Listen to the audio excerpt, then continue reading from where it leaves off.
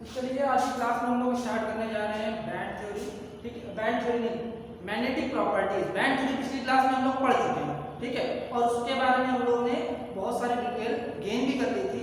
अब इस क्लास में मैग्नेटिक प्रॉपर्टी के बारे में पढ़ेंगे। तो मैग्नेटिक प्रॉपर्टी डिपेंड किस पे करती है? देखिए, हम लोग का जो चैप्टर चल रहा है वो है सॉलिड स्टेट, और सॉलिड स्टेट के चैप्टर में अगर हम बात करें तो हर एक सॉलिड कई सारे पार्टिकल से मिलकर बना है। और पार्टिकल में क्या होते हैं? पार्टिकल में उनके पास इलेक्ट्रॉन्स होते हैं, ठीक है, क्योंकि हर एक पार्टिकल कोई आयन होगा, कोई एटम होगा या कोई मॉलिक्यूल होगा, तो मतलब इलेक्ट्रॉन तो सब में होंगे। तो इलेक्ट्रॉन में दो टाइप की मोशन होते हैं। कौन कौन से? एक होता है ऑर्बिटल मोशन और एक होता है स्पिन मोशन। एक होता है ऑर्बिटल मोशन और एक होता है स्पिन मोशन। अगर हम बात करें ऑर्बिटल मोशन की, तो कहने का मतलब इलेक्ट्रॉन जो है वो अपने ऑर्बिटल में न्यूक्लियस के चारों ओर चक्कर लगाता है, तो उसको हम लोग कहते हैं ऑर्बिटल मोशन। और इलेक्ट्रॉन अपने ही एक्सिस पे भी घूमता रहता है, अब वो चाहे क्लॉकवाइज घूमे चाहे वो एंटी क्लॉकवाइज घूमे, तो उसको हम लोग कहते हैं स्पिन मोशन। तो इन्हीं के कारण ये मैग्नेटिक फील्ड क्रिएट करते हैं, ठीक है। आप लोगों ने पढ़ा होगा क्लास 10th में Maxwell right hand screw law. तो उस हिसाब से देखा होगा कि अगर किसी पेचकस को ऐसे घुमाते हैं तो मैग्नेटिक फील्ड की डायरेक्शन किधर होगी? जिस तरफ आपकी उंगली घूम रही होगी, ठीक है। तो ये मैग्नेटिक फील्ड की डायरेक्शन। कहने का मतलब ये है कि हर एक इलेक्ट्रॉन के ऑर्बिटल और स्पिन मोशन के कारण हर इलेक्ट्रॉन की अपनी मैग्नेटिक फील्ड होती है, और उस मैग्नेटिक फील्ड को हम लोग यहाँ पे मैग्नेटिक मूवमेंट वेक्टर से डिनोट करेंगे, ठीक है। तो अब मैग्नेटिक प्रॉपर्टीज कितने टाइप की होती है? पहले तो मैग्नेटिक प्रॉपर्टीज हमारे हमको यहाँ चैप्टर पढ़नी है 5 टाइप। पहली कौन सी? पहली मैग्नेटिक प्रॉपर्टी है डायमैग्नेटिक सब्सटेंस, जिसको हम लोग कहते हैं प्रति चुंबकीय पदार्थ, ठीक। दूसरा है पैरा मैग्नेटिक सब्सटेंस, जिसको हम लोग कहते हैं अनुचुंबकीय पदार्थ, ठीक। थर्ड हमारा है फेरोमैग्नेटिक सब्सटेंस,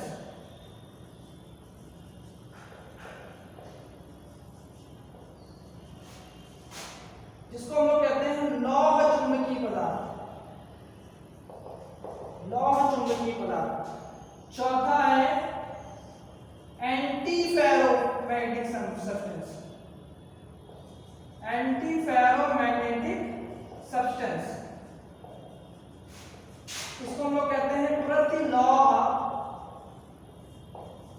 चुंबकीय पदार्थ। इसके बाद लास्ट हमको पढ़ना है फेरी मैग्नेटिक सब्सटेंस,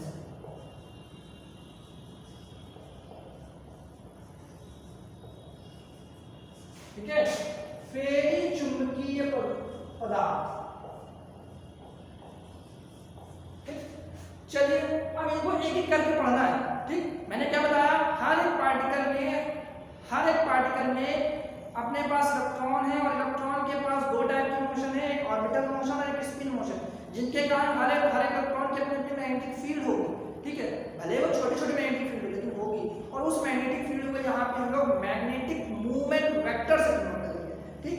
तो देखते हैं यहाँ पे पहला मैग्नेटिक प्रॉपर्टी में हम लोग पढ़ेंगे डायमैग्नेटिक सब्सटेंस। पहला हम क्या पढ़ने जा रहे हैं? पहला पढ़ने जा रहे हैं डायमैग्नेटिक सब्सटेंस, ठीक है, प्रति चुंबकीय पदार्थ। अब अगर हम इसकी बात करें, डायमैग्नेटिक सब्सटेंस की अगर बात करें, तो हर एक पार्टिकल सॉलिड में हर एक पार्टिकल की अपने अपने इलेक्ट्रॉन होंगे और सबके अपनी अपनी मैग्नेटिक फील्ड होगी, लेकिन और इसको हम लोग डिनोट किससे करेंगे? मैग्नेटिक मूवमेंट वेक्टर से। लेकिन देखिए, अगर हम लोग किसी सब्सटेंस को मैग्नेटिक फील्ड में नहीं रखेंगे तो उसका जो नेट मैग्नेटिक मूवमेंट होगा, नेट मैग्नेटिक मूवमेंट वो जीरो होगा।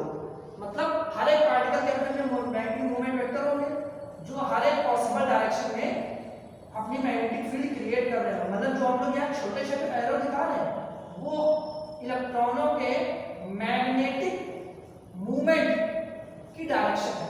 लेकिन ये इस तरह से अरेंज होते हैं कि in absence of magnetic field, मतलब in absence of external magnetic field, इनका मैग्नेटिक मोमेंट होता है जीरो।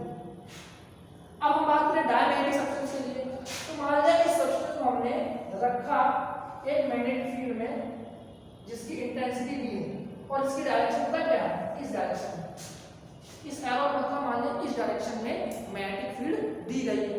तो अगर डायमैग्नेटिक सब्सटेंस है तो वो क्या करेगा, इस फील्ड का अपोज करेगा, मतलब इसके जो मैग्नेटिक मोमेंट वेक्टर होंगे वो अपोजिट डायरेक्शन में अरेंज रहेंगे। ठीक है, अब आप देख लोगे कि सारे के सारे एरो अपोजिट डायरेक्शन में अरेंज हैं। तो इसका मतलब क्या हुआ, इसका मतलब ये हुआ कि इस मैग्नेटिक फील्ड की डायरेक्शन का ये अपोज कर रहे हैं, मतलब डायमैग्नेटिक सब्सटेंस जो है वो एक्सटर्नल मैग्नेटिक फील्ड का अपोज कर रहे हैं, मतलब उसकी प्रेजेंस में वीकली रिपेल हो रहे हैं, मतलब वहां पे बहुत ही दुर्बल प्रभाव से प्रतिकर्षित किए जाएंगे। इसीलिए कहा जाता है कि डायमैग्नेटिक सब्सटेंस में, आप लोगों ने पढ़ा भी होगा क्लास 11th में, कि इनको मैग्नेटिक फील्ड में रखे जाते हैं तो ये वहां आकर्षित नहीं होते। तो आकर्षित का मतलब ये है कि ये वहां प्रतिकर्षित होते हैं बहुत ही कम प्रभाव के कारण, इसलिए वहां प्रतिकर्षण का नाम नहीं लिया जाता, वहां केवल क्या लिया जाता है कि ये आकर्षित नहीं होते हैं, अट्रैक्ट नहीं होते। तो ये थी हमारी मैग्नेटिक प्रॉपर्टी, डायमैग्नेटिक प्रॉपर्टी।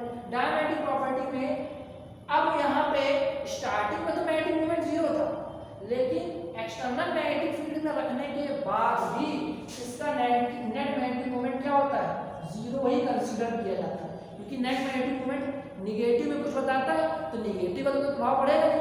यहाँ पे हमको देखना है अट्रैक्शन के बारे में, इसलिए अप्रॉक्स हम लोग जीरो ही मान लेते हैं कि इसका मैग्नेटिक जो इफेक्ट है एक्सटर्नल मैग्नेटिक फील्ड में वो जीरो ही है। ठीक, ये तो थी हमारी पहली प्रॉपर्टी। अगर हम इसके एग्जांपल की बात करें,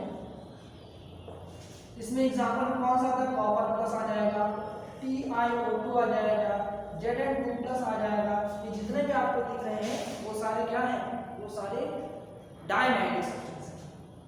अब इसी में सेकंड कैटेगरी,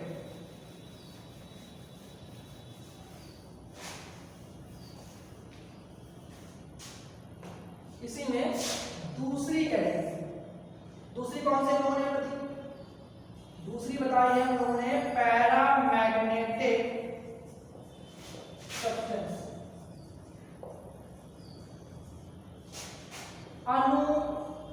अनुचुंबकीय पदार्थ, पैरामैग्नेटिक सब्सटेंस। ठीक, अब इसके बारे में भी इनिशियल स्टेट वही है कि नेट मैग्नेटिक मोमेंट क्या होगा, नेट मैग्नेटिक मोमेंट जीरो ही रहने वाला है, मतलब ये मैग्नेटिक मोमेंट वेक्टर इस तरह से होंगे कि in absence of magnetic field ये जीरो ही रहते हैं। लेकिन इसको फिर से हमने किसमें रख दिया, हमने रख दिया एक्सटर्नल मैग्नेटिक फील्ड में, इसकी डायरेक्शन इधर। तो पैरामैग्नेटिक के केस में होता ये है कि ये जितने मैग्नेटिक मोमेंट वेक्टर दिख रहे हैं इनकी डायरेक्शन हो जाती है एक्सटर्नल मैग्नेटिक फील्ड की डायरेक्शन, मतलब सारे इस तरफ हो जाते हैं।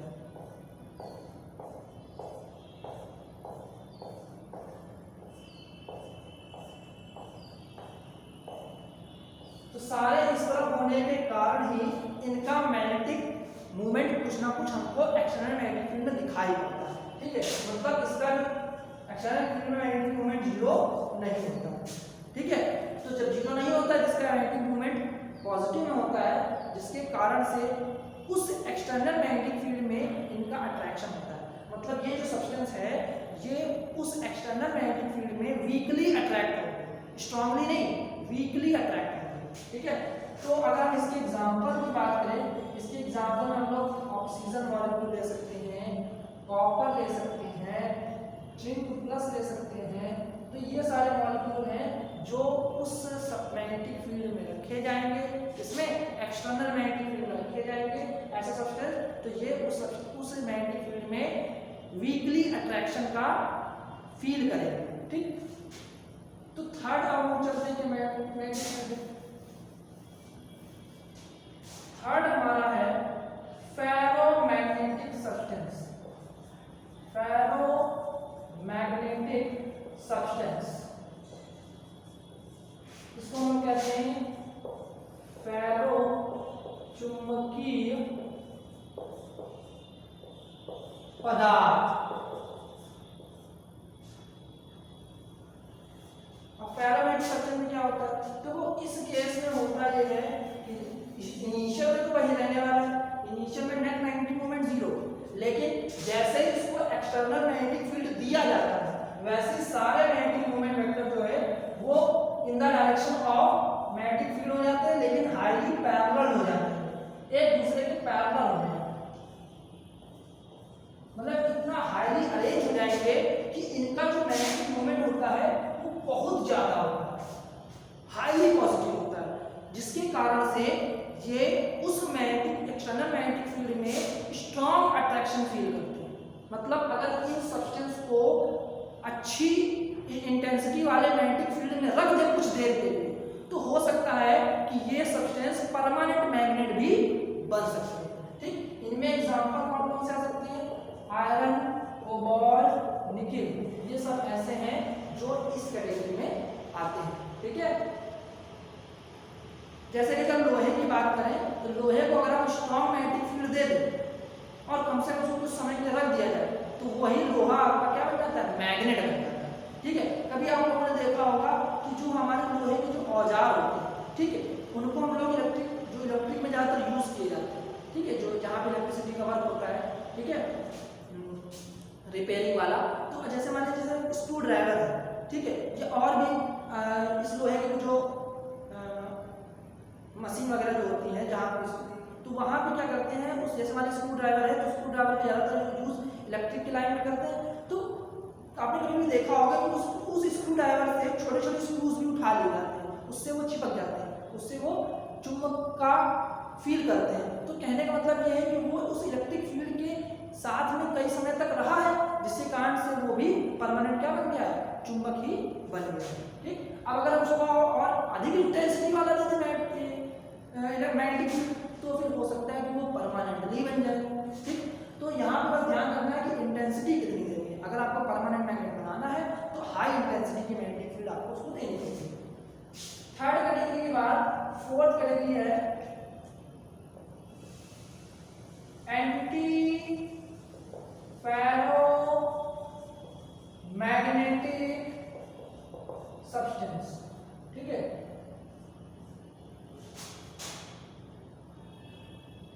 इसको हम लोग पिछला पढ़ गया है उसको हम लोग लॉ चुंबकीय पदार्थ कहते हैं। ये हो गया प्रति लॉ चुंबकीय पदार्थ, मतलब उस वाले को हम लोग फेरोमैग्नेटिक सब्सटेंस को लॉ चुंबकीय पदार्थ या फेरो चुंबकीय पदार्थ दोनों में से कोई भी लिख सकते हो। तो यहाँ पे ये हो जाएगा नाम उसका एंटी फेरोमैग्नेटिक सब्सटेंस। अब इसमें क्या होता है, इनिशियल कंडीशन तो वही है कि इनिशियल कंडीशन में नेट मैग्नेटिक मोमेंट जीरो, लेकिन जब इसको एक्सटर्नल मैग्नेटिक फील्ड दे दिया जाता है तो जो आपके मैग्नेटिक मोमेंट की जो वेक्टर है वो एंटी पैरेलल ऑर्डर में अरेंज हो जाते हैं। मतलब एक का ऑर्डर अगर in the direction of magnetic field होगा तो दूसरा होगा in the opposite direction of magnetic field, जिसके कारण से क्या होता है कि इनका भी नेट मैग्नेटिक मोमेंट क्या होता है, जीरो ही होता है। इनका भी नेट मैग्नेटिक मोमेंट जीरो, मतलब अगर एंटी फेरोमैग्नेटिक सब्सटेंस है उनको एक्सटर्नल मैग्नेटिक फील्ड में रख दिया गया तो उनमें जो मैग्नेटिक मोमेंट वेक्टर है वो एंटी पैरेलल ऑर्डर में अरेंज हो जाएंगे। मतलब अगर आधे vector in the direction of magnetic field है तो आधे जो होंगे वो in the opposite direction of magnetic field में चले जाएंगे। ठीक, अब अगर हम इसकी बात करें कि इनमें एग्जांपल कौन कौन से आते हैं, तो इसमें एग्जांपल आता है निकल सल्फाइड, निकल oxide, manganese sulphide, manganese oxide. ये सारे ऐसे एग्जांपल हैं जो एंटी फेरोमैग्नेटिक सब्सटेंस का बिहेवियर शो करते हैं। मतलब एंटी फेरोमैग्नेटिक सब्सटेंस होते हैं, मतलब अगर इनको एक्सटर्नल मैग्नेटिक फील्ड में रखेंगे तो ये वहां पे ना तो अट्रैक्ट होंगे या ना तो रिपेल होंगे। ठीक है, अब फोर्थ के बाद लास्ट प्रॉपर्टी जिसको हम लोग कहते हैं फेरोमैग्नेटिक सब्सटेंस, वो हम लोग पढ़ने जा रहे हैं। लास्ट प्रॉपर्टी है फेरोमैग्नेटिक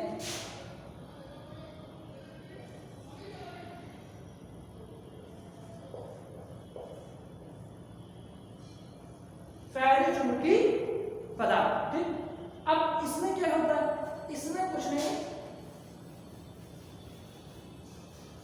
जो हमारे मैग्नेटिक मोमेंट वेक्टर है वो अरेंज तो होते हैं पैरेलल ऑर्डर में, ठीक है, लेकिन एक आधी जो होते हैं अपोजिट डायरेक्शन में चले जाते हैं।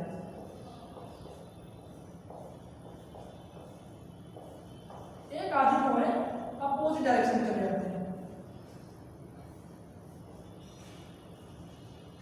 तो एक आधी अपोजिट डायरेक्शन में चले जाने के कारण ये मैग्नेटिक फील्ड में अट्रैक्ट होते हैं लेकिन वीकली अट्रैक्ट होते हैं। ठीक है, इसमें भी magnetic moment vector parallel arrange हो जाते हैं, लेकिन कुछ ऐसे मैग्नेटिक मोमेंट वेक्टर है जो अपोजिट डायरेक्शन में ऑर्डरली हो जाएंगे, मतलब डायरेक्शन चेंज कर लेंगे, अपोजिट डायरेक्शन में चले जाएंगे, जिसके कारण से होता है कि जो मैग्नेटिक बिहेवियर उस एक्सटर्नल मैग्नेटिक फील्ड में फेरोमैग्नेटिक का होना था वो यहाँ पे कम होता है। ठीक, अब इसमें कौन कौन से आते हैं, इसमें आते हैं आपके स्पाइनल्स। इसमें कौन आते हैं, स्पाइनल्स।